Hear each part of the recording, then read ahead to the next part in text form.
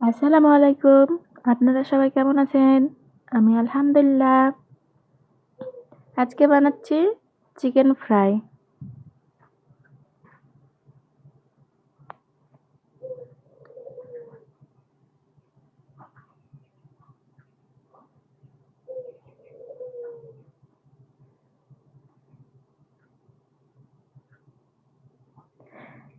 আমি প্রথমে মুরগির এই অংশগুলাকে কেটে আলাদা করে রেখে দিয়েছিলাম। চিকেন ফ্রাই বানাবো তাই ছেলের আবদার।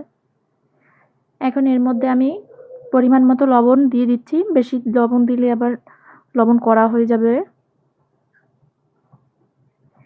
এর মধ্যে দিয়ে দিব কিছুটা হলুদ গুঁড়া,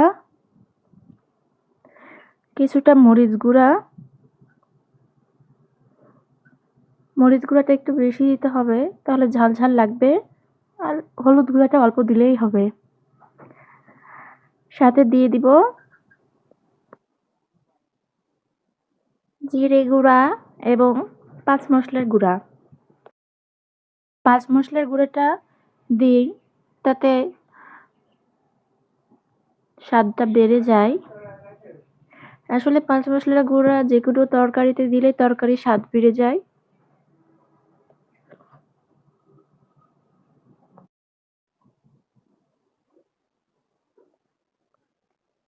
এখন দিয়ে দিব কিছুটা ধনিয়া গুঁড়া।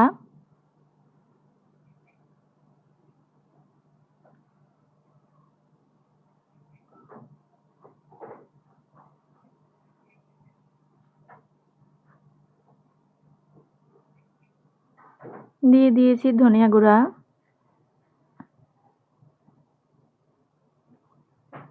সাথে দিয়ে দিব অল্প পরিমাণে চালের গুঁড়া।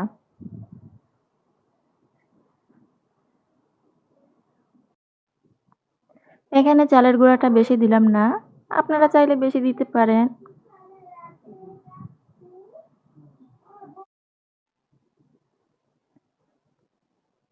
এখন চুলাতে কড়াই বসিয়ে দিয়েছি। মাংসটা 10 মিনিটের জন্য রেস্টে রেখে দিয়েছিলাম যাতে মশলাটা গায়ে ভালোভাবে রেখে যায়। কড়াইয়ের মধ্যে সয়াবিন তেল দিয়ে দিলাম। তেলটা গরম হয়ে যাওয়া পর্যন্ত অপেক্ষা করব।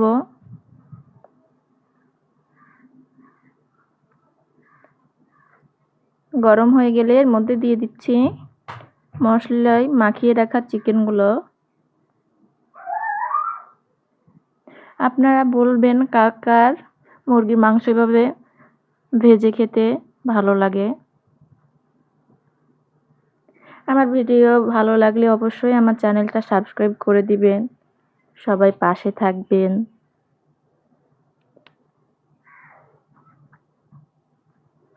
এভাবে ভেজে নিচ্ছি। চুলার তাপমাত্রা কমিয়ে দিয়ে রাখবো মাংসটা সিদ্ধ হওয়ার জন্য।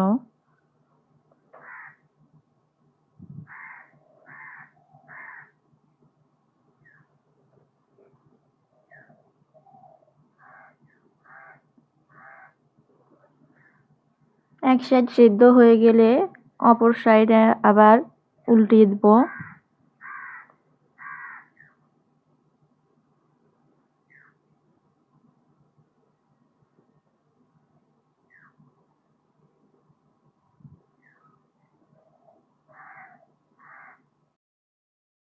মাংসের অন্য অংশগুলোও দিয়ে দিলাম।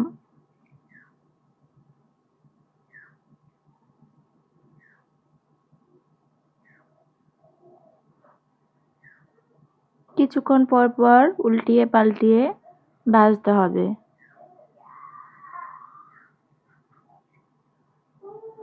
বাচ্চাদের জন্য বানালে অবশ্যই আপনারা ঝালের পরিমাণটা কম দিবেন।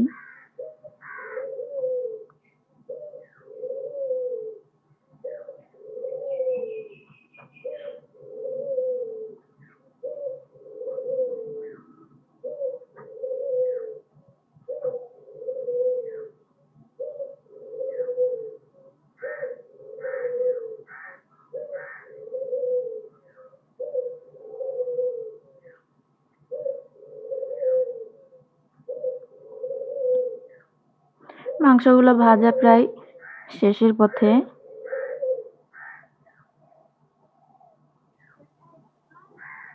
ভাজা হয়ে গেছে, এখন এগুলা তুলে নিচ্ছি।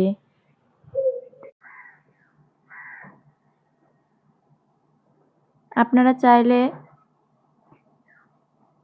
যেকোনো রুটির সাথে খেতে পারেন, এমনিও খেতে পারেন, আবার ভাতের সাথেও খেতে পারেন। এইভাবে মুরগির মাংস ভেজে আপনারা খাবেন, অবশ্যই জানাবেন কেমন হয়েছে। আমার ভিডিও ভালো লাগলে অবশ্যই লাইক দিয়ে দিবেন আর কমেন্ট দিয়ে দিবেন। সবাই ভালো থাকবেন, সুস্থ থাকবেন। আজ এ পর্যন্তই। আল্লাহ হাফেজ।